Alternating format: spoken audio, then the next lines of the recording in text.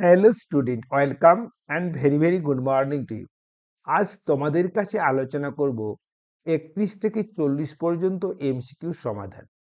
এই সমাধানগুলি তোমাদের যে কামিং সেমিস্টার এক্সাম হবে তাতে খুব হেল্পফুল হবে। এর আগে তোমাদের তিনখানা ভিডিওতে আপলোড করেছি। প্রথম ভিডিওতে আছে 1 থেকে 10 পর্যন্ত সমাধান, পরেরটাতে আছে 11 থেকে 20 পর্যন্ত সমাধান, আর শেষেরটাতে আছে কি বলতো 21 থেকে 30 পর্যন্ত সমাধান।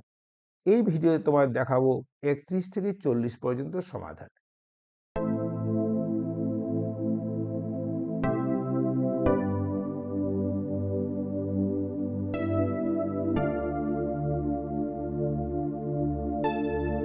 y equal to r sin omega t plus kx সম্পর্কটিতে kx এবং ওমেগা টির মাত্রা কিসের মাত্রার সঙ্গে সমান। দেখো ওমেগা টি প্লাস kx কি বলতো কোণ নির্দেশ করে, কারণ এটা সাইনের পরে আছে, কোণের কোনো মাত্রা নেই, তাই না? তাহলে মাত্রাহীন দেখো তাহলে আবার দেখতে হবে কোনটি মাত্রাহীন রাশি। দেখো এখানে সাইন পুরো মাত্রাহীন, তাহলে দেখো আর ওয়াই একই মাত্রা। যদি আর ওয়াই যদি একই মাত্রা হয় তাহলে আর বাই ওয়াই মাত্রাহীন। অতএব সি এর মাত্রা equals to omega t minus K x এর মাত্রা, উভয়ের মাত্রা কি বলতো মাত্রাহীন। কোনটি মাত্রাহীন রাশি নয়? বিকৃতি মাত্রাহীন রাশি, প্লাঙ্কের ধ্রুবক মাত্রাহীন নয়। Okay, question number 33, P equal to A T square by B X সমীকরণে পি এক্স টি হলো যথাক্রমে চাপ, দূরত্ব, সময়। এ ও বি এর মাত্রা বের করো। তাই না? খুব সিম্পল। তোমরা ভালো করে দেখে নাও, পি ইকুয়াল টু এটা A by B X minus T square by B X. দেখো তোমরা জানো সংযুক্ত পদের মাত্রা সমান, অর্থাৎ পি এর মাত্রা সমান এ বাই বি এক্স এর মাত্রা সমান কি বলতো টি স্কোয়ার বাই বি এক্স এর মাত্রা, তাই না?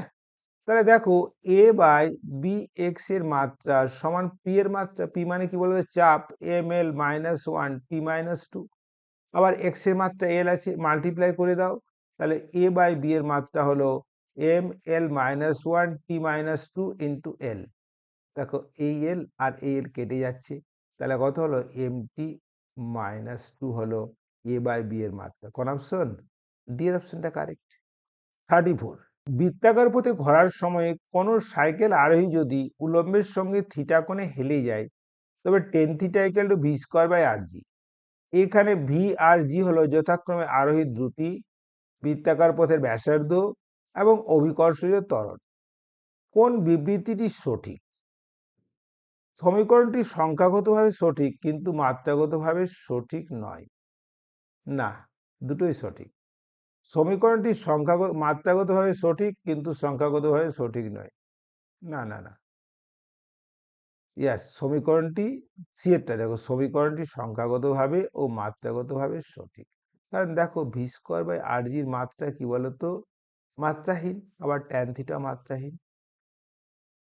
Question number 35, P equal to alpha by beta E to the power E to the power minus alpha Z KB theta সম্পর্কটিতে পি জেড কেবি থিটা হলো যথাক্রমে চাপ, দূরত্ব, বোলজম্যান ধ্রুবক, উষ্ণতা। বি এর মাত্রা বের করে না, তাই না? এখন দেখো এইখানটা দেখো, এই যে পুরো পদটা দেখতে পাচ্ছ এটা সূচক পদ। তোমরা জানো সূচকের কোনো মাত্রা হয় না। তাহলে দেখো alpha Z K B into theta এটা মাত্রাহীন। এখন আমাদের কার মাত্রা বের করতে হবে? না বিটার মাত্রা বের করতে হবে। এখান থেকে আমরা আলফার মাত্রা বের করে নিই। তাহলে দেখে নাও আলফা ইকুয়ালস টু কি বলতো, তাহলে কে বি, এটা ওয়ান আছে তো, এটা কে বি থিটা বাই কি বলতো এটা জেড, জেডটা কি বলতো দূরত্ব। এখন দেখো কেবি ইন্টু থিটা এটা শক্তি মাত্রা, তাহলে বলো এটা হচ্ছে M L square T minus two by Z মানে দূরত্ব। তাহলে দেখো আলফা হলো কি বলতো বলের মাত্রা এম এল টি মাইনাস। এরপরে দেখো এই যে ই টু দি পাওয়ার এই যে পুরো টার্মটা আছে এটা কি বলতো এটা হচ্ছে সূচকীয় পদ। সূচকীয় পদের কোনো মাত্রা থাকে না। এখন এই সূচকীয় পদের যদি মাত্রা না থাকে, অতএব দেখো পি এর মাত্রা সমান কি বলতো আলফা বাই কি বলতো বিটার মাত্রা। তাহলে আমরা বিটার মাত্রা বের করবো, তাহলে বিটা ইকুয়ালস টু কি বলতো আলফা বাই পি। এখন দেখো তোমরা জানো আলফার মাত্রা বের করে নিয়েছি কি বলতো বলের মাত্রা M L T minus two. আর এটা পি তো চাপের মাত্রা, M L minus one T minus two. দেখো সবই কেটে যাচ্ছে, L by L minus one অর্থাৎ এল স্কোয়ার। বলো তো এল স্কোয়ার কোন অপশনটা কারেক্ট? এর অপশনটা কারেক্ট, তাই না? 36 দেখে নাও। একটি কম্পনশীল তারের কম্পাঙ্ক n equals to P by 12 root over T by M, যেখানে পি টি এল যথাক্রমে লুপের সংখ্যা। দেখো পরীক্ষায় তোমরা এটা ডিরাইভ করেছো।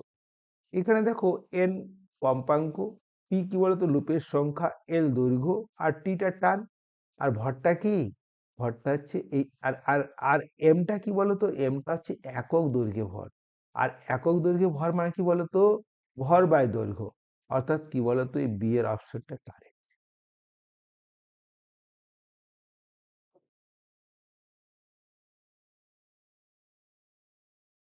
কোশ্চেন নাম্বার 37, স্থিতিশক্তি W equal to half K X square, K এর মাত্রা হলো। দেখো এখানে ডাব্লিউ হলো শক্তির মাত্রা, M L square T minus two equal to, দেখো হাফের কোনো মাত্রা নেই, কে আর এক্স স্কোয়ার মাত্রা হলো কত? এল স্কোয়ার। তাহলে দেখো এই এল স্কোয়ার কেটে গেল, তাহলে কে এর মাত্রা কি বলতো? এম টি মাইনাস টু, তাই না? কোন অপশনটা কারেক্ট বলতো? এর অপশনটা কারেক্ট। আবার দেখো 38, দেখো P plus A by V square into V minus B R D গের সমীকরণটিতে এর মাত্রা কি? দেখো তোমরা জানো সংযুক্ত পদের মাত্রা সমান, অর্থাৎ পি এর মাত্রা এবং এ বাই ভি স্কোয়ারের মাত্রা সমান, কারণ এরা যুক্ত দ্বারা আছে। তাহলে দেখ, কারণ এরা দেখো প্লাস চিহ্ন দিয়ে যুক্ত আছে, তাই তাই না? তাহলে দেখো পি এর মাত্রা কত বলতো? M L minus one T minus two equal to A, V স্কোয়ারের মাত্রা কত? L to the power six. তাহলে কত হলো? A equals to M L to the power five T to the power minus six.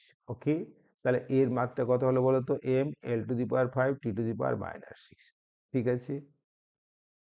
39, কোনো ধারকের ধারকত্ব বিভব যথাক্রমে C এবং ভি হলে সিভি স্কোয়ারের মাত্রা। তোমরা জানো, হাফ সিভি স্কোয়ার সমান কি বলতো? শক্তি। আবার জানো শক্তি আর টর্কের মাত্রা একই, তাহলে সিভি স্কোয়ারের মাত্রা এবং টর্কের মাত্রা এক। এরপর দেখো 40টা, দেখো কোন দুটি ভৌত রাশির মাত্রা আলাদা? দেখো দ্রুতি আর এটা কি বলতো? শব্দের বেগ সি, এর মাত্রা একই। টর্ক আর কার্য একই মাত্রা। ভরবেগ আর প্লাঙ্কের ধ্রুবক এই দুটো ভিন্ন মাত্রা। ওকে, ভিডিওটি দেখার জন্য অনেক অনেক ধন্যবাদ। ভালো লাগলে লাইক করবে এবং সেমিস্টারে ভালো নাম্বার তোলার জন্য আমার চ্যানেলটি দেখতে থাকো। ওকে, থ্যাংক ইউ।